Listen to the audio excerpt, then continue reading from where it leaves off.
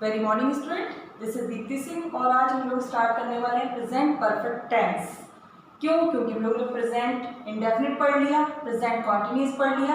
अब आगे बढ़ते हैं प्रेजेंट परफेक्ट टेंस के। इसको स्टार्ट करने से पहले मैं आपको एक थैंक यू भी बोलना चाहूँगी कि मैंने जो क्लास में आपको पढ़ाया उस चीज़ को फॉलो कर रहे हैं आप लोग अपनी नोटबुक में बाकायदा आप जो थॉट में लिखवाती थी जैसे आप लोग लिख रहे हैं, लेकिन गलत हो जाता है कभी कभी कुछ बच्चों से। ऐसा नहीं सब बच्चों से, कुछ बच्चों से गलती हो जाती है, नो प्रॉब्लम। तो मैंने एक थॉट जो मुझे पसंद होते हैं मैं अब ऐसे स्टार्ट कर दिया करूँगी, इसको स्क्रीनशॉट लेके आप लिख लिया करो जिससे आपकी स्पेलिंग मिस्टेक ना हो और कंटिन्यू आप एक डेली एक थॉट अच्छा सा सीख पाएँ। तो कैसा है थॉट? थॉट का लिख देते हैं, heights by the great man, heights by the great man, beast and cat.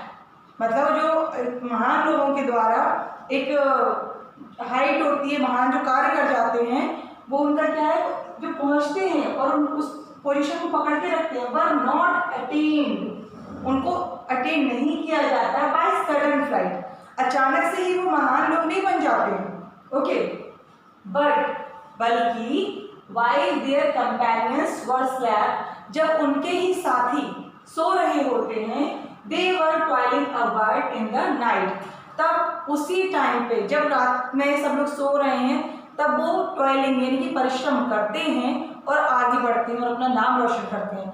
फिर से समझ लीजिए, जैसे सपोज अभी कोरोना चल रहा है और बहुत सारे स्कूल भी हों, बच्चे भी हैं, वो क्या सोचते हैं कुछ नहीं हो रहा है, वो नहीं पढ़ रहे हैं, उन लोग को दिमाग में भी नहीं आ रहा है कि हमें पढ़ाई करनी चाहिए, पेरेंट्स भी अवेयर नहीं होते इन चीज़ों में।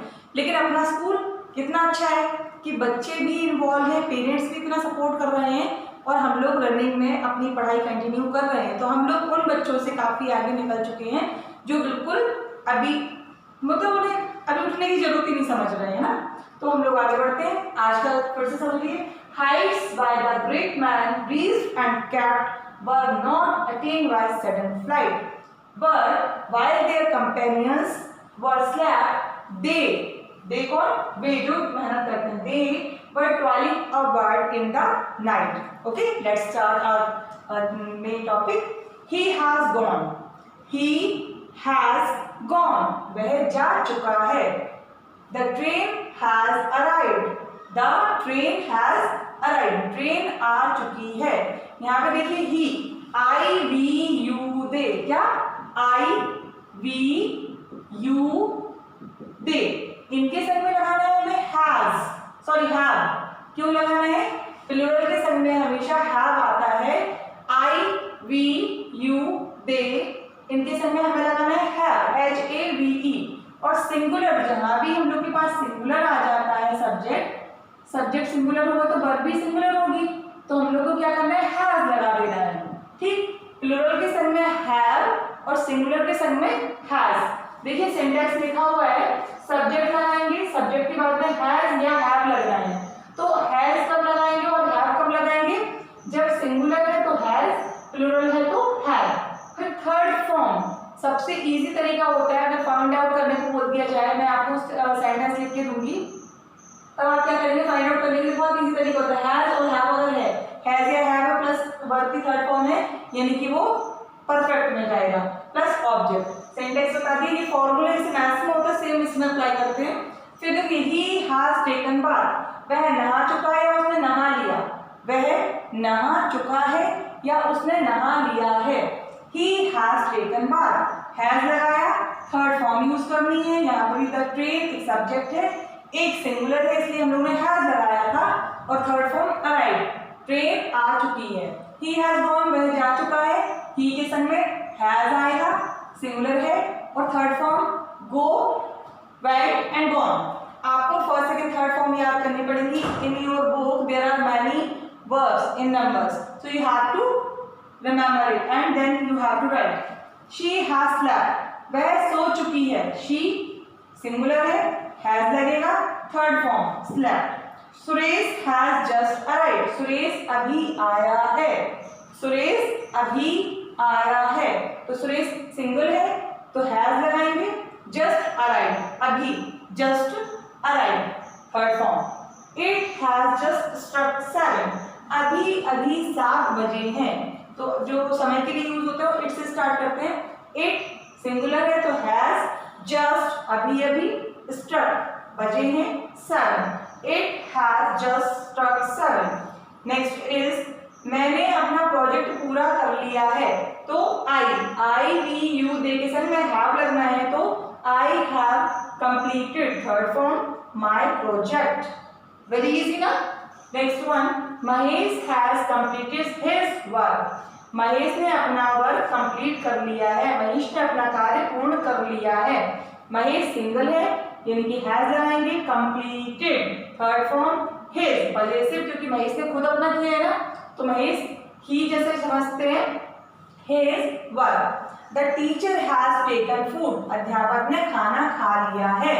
द टीचर हैज, सिंगल है ना teacher, has taken third form food, the teacher has taken food. Ranu has just arrived, Ranu अभी अभी आया है।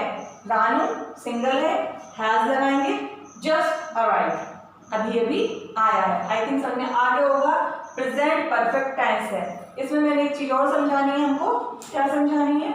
आपको नेगेटिव बनाने के लिए। तो हैज और हैव होता है जहाँ पे जस्ट उसके बाद नॉट लगाने से हमारा क्या हो जाता है, नेगेटिव बन जाता है। तो he has not gone, the train has not arrived, he has not taken bath, she has not slept, Suresh has not arrived, it has not just struck 7, I have not, Mahesh has not, the teacher has not, Ranu has not।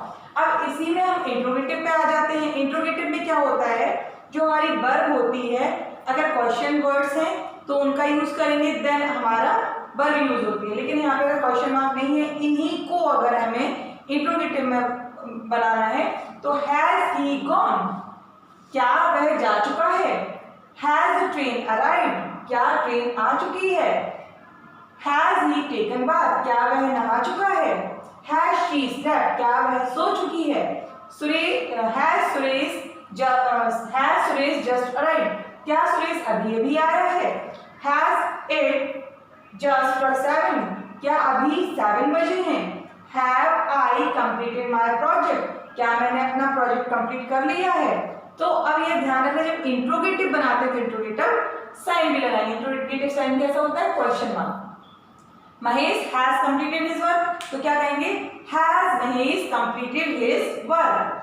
The teacher has, तो has आगे आ जाएगा, has the teacher taken food.